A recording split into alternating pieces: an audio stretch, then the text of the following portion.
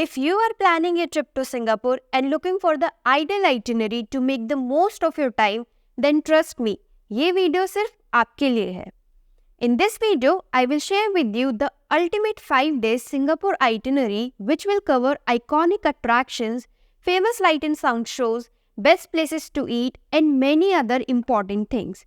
So without further ado, let's get started. तो day 1 पर हमारी तरह आप कोई ऐसी फ्लाइट ले सकते हैं जिससे आप अर्ली मॉर्निंग सिंगापुर में लैंड कर जाए, like somewhere around 6 AM. Land करने के बाद आप सबसे पहले अपना इमिग्रेशन कंप्लीट कर लीजिए. इमिग्रेशन पर जाने से पहले प्लीज मेक श्योर आपने अपना SG अराइवल कार्ड फिल करके रखा है. आप अपना SG अराइवल कार्ड फिल कर सकते हैं सिर्फ अपने डेट ऑफ ट्रैवल से 3 डेज पहले ही. अगर आप पहले से ये फॉर्म फिल कर नहीं आ रहे हैं तो आप वहाँ लैंड करने के बाद भी ये फॉर्म इजीली फिल कर सकते हैं. बट मैं आपको सजेस्ट करूँगी कि बेटर होगा आप इंडिया से ही अपना ये फॉर्म फिल करके आइए, as it will save you lot of time in immigration.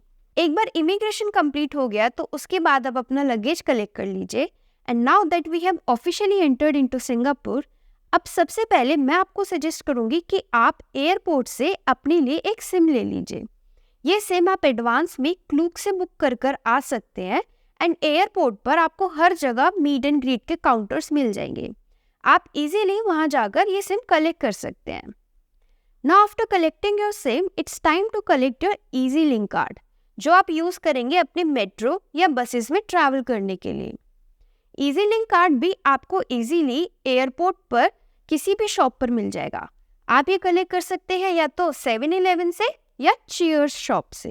Now that you are all sorted with your SIM and EZ link card, तो आप थोड़ा फ्रेश वगैरह हो सकते हैं एंड उसके बाद अपना ब्रेकफास्ट कर लीजिए किसी अच्छे से कैफे में बैठकर. अब ये सारे प्रोसेस में आपको इजीली 2 से 3 घंटे लग जाएंगे. Now after having your breakfast, you can take a sky train from any terminal and can go to terminal 1.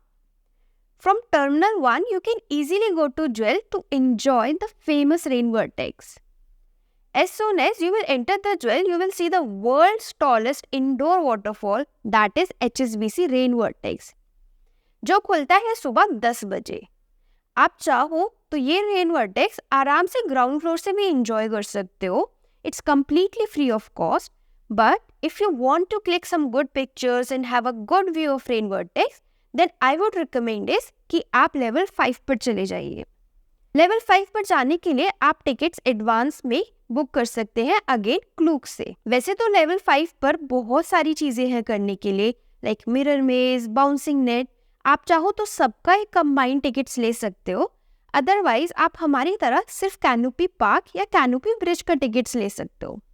Canopy bridge एक ग्लास ब्रिज है जिससे आपको रेन वर्टेक्स का एक बहुत ही अमेजिंग व्यू मिलता है. एंड सबसे बेस्ट पार्ट है कि यहाँ पर आपको कोई भी भीड़ नहीं मिलेगी, तो आप इजीली अपना टाइम यहाँ पर एंजॉय कर सकते हो. कैनोपी ब्रिज के बाद आप कैनोपी पार्क आ सकते हो on the same level. And canopy park is basically a lush elevated garden which offers a unique blend of nature and entertainment. Here you can enjoy a variety of attractions like including walking trails, topiary art, which provides a quite serene environment. Now, after spending a good amount of time at level 5, आप जा सकते हो basement 2 पर to enjoy a very different view of rain vortex. Now, after exploring this huge jewel, it's time to head to our hotel. आप अपने hotel तक पहुंचने के लिए मेट्रो ले सकते हो जो कि आपको मिल जाएगी टर्मिनल 3 के बेसमेंट 2 पर. Now it's being a long day, तो मैं आपको रिकमेंड करूंगी you just check in to your hotel and relax for the rest of your day.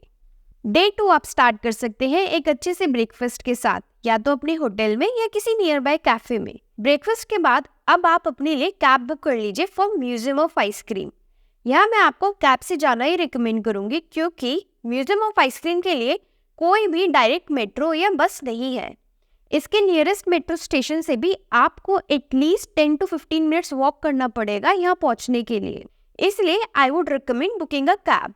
And आप ये कैब बुक कर सकते हैं ग्रैब ऐप से. Grab is like a Uber of Singapore. एक इम्पॉर्टेंट चीज जो आपको ध्यान रखनी है यहाँ आने से पहले कि प्लीज मेक श्योर आप एडवांस में अपना यहाँ का टिकट बुक करके आ रहे हैं, बिकॉज म्यूजियम ऑफ आइसक्रीम में कोई भी टिकट काउंटर नहीं है और ये एक कैशलेस म्यूजियम है, तो आप वहाँ जाकर टिकट बाय नहीं कर सकते हैं. अगर आप एडवांस में अपना टिकट बुक कर नहीं आ रहे हैं तो वहाँ पहुँचने के बाद भी आपको ऑनलाइन ही टिकट बुक करना पड़ेगा and there are very less chances कि उस टाइम पर आपको अपने स्लॉट पर एंट्री मिल जाए because they have fix number of entries on every slot. So better होगा अगर आप टाइमली अपने लिए ये टिकट्स बुक कर ले और आप ये टिकट्स बुक कर सकते हैं या तो इनकी वेबसाइट से या फिर क्लूक या गेट योर गाइड से। Now after spending some fun time at museum of ice cream you can head to Arab Street in the evening. There you can enjoy some delicious Turkish food and explore the famous Sultan Mosque, which is known for its beautiful architecture and rich history. Dinner के लिए मैं आपको recommend करूंगी little India जाने के लिए, जो कि अरब स्ट्रीट से हार्डली 10 मिनट्स वॉकिंग पर है। लिटिल इंडिया में you can explore the famous Hindu temple and can have authentic Indian food. Little India में आपको इंडियन खाने के काफ़ी ऑप्शंस मिल जाएंगे एंड अगर आप प्योर वेजिटेरियन है तो आपको उसके भी वहाँ पर काफ़ी ऑप्शंस मिल जाएंगे। इसी के साथ आपका डे 2 होता है ख़त्म। थर्ड डे है हमारा सिंगापुर जू के लिए एंड यहाँ पर जाने के लिए भी आपको ऑनलाइन टिकट्स बुक करने पड़ेंगे। आप ये टिकट्स बुक कर सकते हैं या तो इनकी ऑफिशियल वेबसाइट से या फिर क्लूक या गेट योर गाइड से। Since it's gonna be a long day तो इसके लिए आई वुड रिकमेंड कि आप अपना हैवी ब्रेकफास्ट करके ही सिंगापुर जू के लिए निकले बिकॉज जू के अंदर आपको खाने के काफ़ी लिमिटेड ऑप्शंस मिलेंगे एंड प्राइसेस भी काफ़ी इन्फ्लेटेड है। Also don't forget to carry your water bottle. Singapore Zoo एक काफ़ी बड़ा जू है एंड ये एक्सप्लोर करने में आपका ऑलमोस्ट पूरा दिन चला जाएगा, तो इसलिए बेटर होगा कि आप अपने साथ एक वाटर बॉटल कैरी कर रहे हैं which you can easily refill once it's empty. वहाँ आपको जगह जगह रिफिल स्टेशंस मिल जाएंगे। सिंगापुर जू वैसे तो आप कैब से भी जा सकते हो बट वो आपको थोड़ा कॉस्टली पड़ेगा क्योंकि ये सिटी से थोड़ा आउटर में लोकेटेड है, इसलिए आई वुड रिकमेंड कि आप यहाँ पर मेट्रो से या बस से ही आए।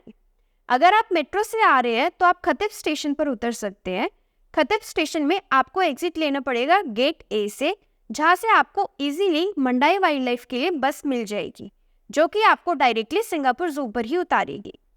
जू एक्सप्लोर करते करते आपको इजीली शाम हो जाएगी।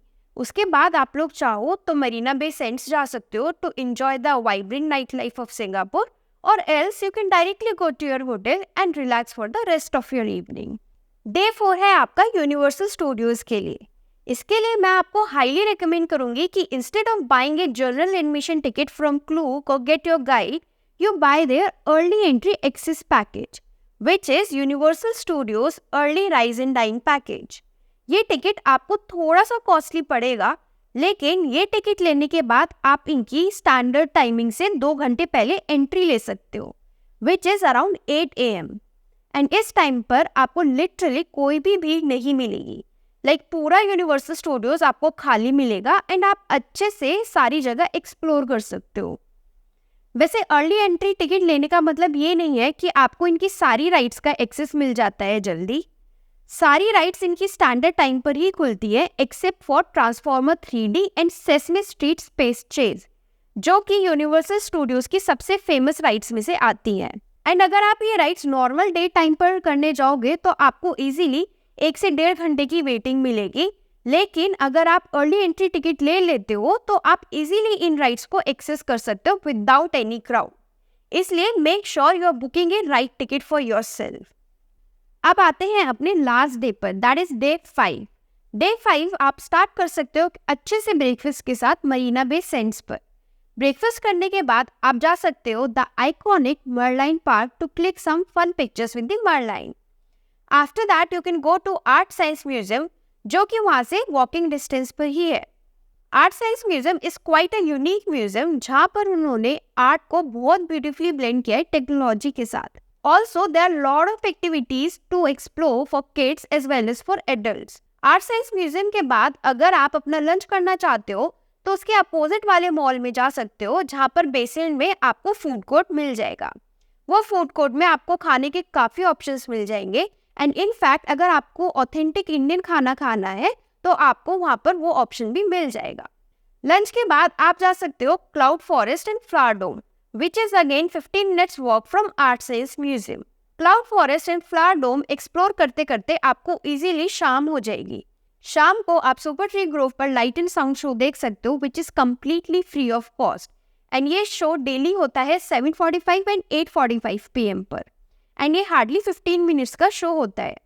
Super tree light and sound show explore करने के बाद आप वापस मरीना बे सैंड्स आ सकते हो to enjoy Spectra light and water show. ये शो भी हार्डली 15 मिनट्स का होता है एंड इसकी टाइमिंग्स है 8 PM एंड 9 PM। तो इसी के साथ हमारी सिंगापुर ट्रिप यही खत्म होती है। Please feel free to modify the itinerary as you like, and अगर आप लोगों को कुछ क्वेश्चंस है related to this itinerary, feel free to comment them in the comment section below.